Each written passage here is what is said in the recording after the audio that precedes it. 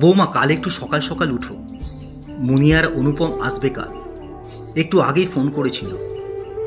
আহা, আমার কোলের মেয়েটাকে 1 বছর দেখি না। কি যে ছিরির চাকরি জামাইয়ের, আজ এখানে তো কাল ওখানে। মেয়েটাও আমার এই টানাপোড়েন সহ্য করে জেরবার হয়ে গেল। বাপের বাড়িতে এসে যে দুদণ্ড জিরোবে, সে সুযোগও তো নেই। মা বাতের ব্যথায় পঙ্গু। উচ্চশিক্ষিত ভাইয়ের বউ তো সকালে উঠেই হিল খটখট করতে করতে অফিসে ছোটে। কি যে হয়েছে আজকালকার রকম সকম বুঝিনে বাপু। খোকন তো শুনি লাখ টাকা মাইনে পায়। চাইলে বইয়ের কোন শখটা অপূর্ণ রাখে সে। তবু একপাল পুরুষ মানুষের গা ঘেঁষে বাইরে ন্যাকামি না করলে চলে না। যাকগে, আমি আর কদিন এই সংসারের, তারপরে কি অবস্থা হবে বুঝতেই পারছি। বাপের বাড়িতে এসে মেয়েটাকে বোধহয় হাত পুড়িয়ে খেতে হবে। রাতের খাওয়া দাওয়া মিটলে ব্রততী ফ্রিজ গুছিয়ে রাখছিল। শাশুড়ির কথায় ফিরে তাকালো। সারা সপ্তাহ অফিসে হাড়ভাঙা খাটুনির পরে রবিবারে সে সকাল 7টা পর্যন্ত ঘুমায়। ওইটুকুই তার বিলাসিতা। নিরুপমা দেবীর ওটাই একেবারে সহ্য হয় না। ফাঁকে ফোঁকরে এই নিয়ে খোঁটা দিতে ছাড়েন না। মৃণাল নির্বিরোধী মানুষ। সে নিরপেক্ষ থাকাটাই পছন্দ করে। মুনিয়া অর্থাৎ মৃত্তিকা মায়ের চোখের মণি। 4 বছর হলো বিয়ে হয়েছে ব্রততী। এর মধ্যে বেশ কয়েকবার বাপের বাড়ি এসেছে মেয়ে। আচরণে মনে হয় ওই যেন বাড়ির আসল মালকে। ব্রততী ওর 5 ফরমাস খাটার লোক। মায়ের খোঁজ নেওয়া বলতে তো সপ্তাহান্তে 10 মিনিট ফোন করা আর ঝুরঝুরি সমালোচনা করা। বোঝাই যাচ্ছে কালকের দিনটা কেমন যাবে। ব্রততী ছোটবেলায় মাকে হারিয়েছে। বারিনবাবু তার বাবা খুব অসুস্থ। চলাফেরা বাড়ির মধ্যে সীমাবদ্ধ। বাবাই তার সব। এই বাড়িতে কেউ জানে না অফিস ফেরত সে মাঝে মাঝেই বাবাকে দেখে আসে। এটা তার নৈতিক কর্তব্য বলে সে মনে করে। স্বাবলম্বী মেয়ে সে। বাবা না চাইলেও তার চিকিৎসা ভারও সেই বহন করে। বিয়ের পরে বাপের বাড়ির সাথে ঘনিষ্ঠতা নিরুপমা পছন্দ করে না। ওতে নাকি সংসারের বাঁধন আলগা হয়। হ্যাঁ মা, সকালে উঠে আপনার ছেলেকে বলে দেবেন ওরা কি খাবে। জলখাবারটা আমি সামলে দেব না হয়।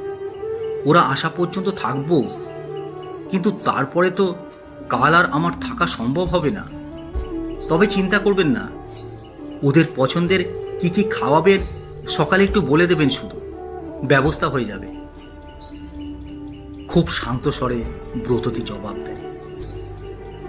স্তম্ভিত হয়ে পুত্রবধূর মুখের দিকে তাকান নিরুপমা।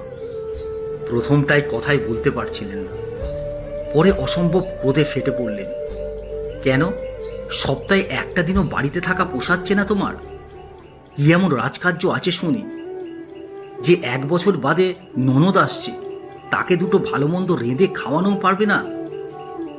ওই জন্যেই তো খোকনকে বলেছিলাম চাকরি করা মেয়ে বিয়ে করিস নে। ছেলে কথা শুনলে না। ধীর গলায় জবাব দেয় ব্রততী। কাল বাবার চেকআপের ডেট আছে মা। বাবার তো ছেলে নেই।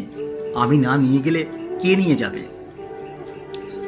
শ্বশুর বাড়িতে কাজ থাকলেও যেতেই হবে। কই, আমি যে পা ভেঙে এতদিন বিছানায় পড়েছিলাম, মুনিয়াকে বিব্রত করে নিত। সে তো তখন বরের সাথে কাশ্মীরে বেরিয়ে গেল। মেয়ে পরঘড়ি হয়ে গেলে অত জোর দেখানো যায় না। বিয়ের পরে মেয়েদের শ্বশুর বাড়িটাই সব। আমাদের কালে এসব শেখানো হতো না। এখনকার বেহায়া মেয়েগুলো কিছু শিখলে তো। হ্যাঁ মা, সব মনে আছে আমার।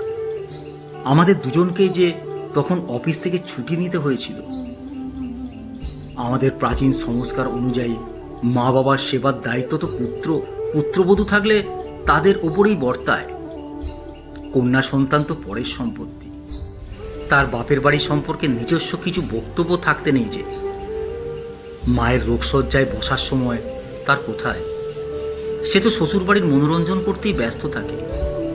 তবে মা, ওই রোগশয্যায় পড়া অবস্থায় যখন আপনি সম্পত্তি ভাগের উইল করেছিলেন, তখন কিন্তু সমান ভাগ বুঝে নিতে আসতে তার স্বামী তাকে একটুও বাধা দেননি। দায় কি কেউ চেঁচে নিতে চায় মা? তার জন্য নৈতিক শিক্ষার প্রয়োজন। আর সেই শিক্ষাও ছোটবেলা থেকে বাবা মাকেই শেখাতে হয়। ক্রোধে নিরুপমার মুখের চেহারা লাল টকটকে হয়ে ওঠে। তোমার সাহস তো কম নয় বৌমা।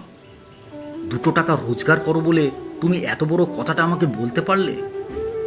আমার মেয়েকে আমি শিক্ষা দিইনি, আর তুমি তোমার বাপের বাড়ি থেকে কি কি শিক্ষা পেয়েছো বেশ ভালোই বোঝা যাচ্ছে। শাশুড়ি ননদের সমালোচনা করছো, সমাজের নিয়ম কানুন কিছুই তো মানার প্রয়োজন নেই। যুক্তিপূর্ণ কোনো কথার সাথে রোজগারের যোগসূত্র নেই মা। না রেগে ঠান্ডা মাথায় আপনি ভালো করে ভেবে দেখুন তো, আপনার ছেলে এবং মেয়ে দুজনের জন্মের সময় আপনাকে সমান যন্ত্রণা ভোগ করতে হয়েছিল। তাদের মানুষও করেছেন একইভাবে, একই রকম স্নেহ মমতা দিয়ে, একইভাবে শিক্ষিত করে তুলেছেন দুজনকেই। সাধ্যাতীত খরচে যেমন ছেলেকে পড়াশোনা শিখিয়েছেন, ঠিক তেমনই মেয়েকেও সুপাত্রস্থ করেছেন। তার পরিবর্তে ছেলের যেমন মা বাবার সুখ স্বাচ্ছন্দ্য দেখা কর্তব্য, মেয়ে কি সেই ব্যাপারে একেবারেই দায়মুক্ত? সব মা বাবার হয়তো প্রয়োজন থাকে না, কিন্তু ভাই বোন কাঁধে কাঁধ মিলিয়ে মা বাবার জন্য এসে দাঁড়ালে তাদেরও তো ভালো লাগে। আইন এখন দুজনকেই সম্পত্তির উত্তরাধিকারী হিসেবে চিহ্নিত করেছে। শুধু পিতৃমাতৃদায় মেয়ের ক্ষেত্রে সেই উত্তরাধিকারীর বাইরে। পুত্রবধূকে যে কর্তব্যের কথা বারবার মনে করিয়ে দেওয়া হয়, জামাইয়ের ক্ষেত্রে সেটা কি নিয়মের বাইরে? বেশিরভাগ মা বাবার ক্ষেত্রে কেন এত পুরানোপন্থী? আমি এমন শিক্ষা আমার বাপের বাড়িতে পাইনি মা। আমার বাবার কাছে পুত্র কন্যা দুজনেই সমান।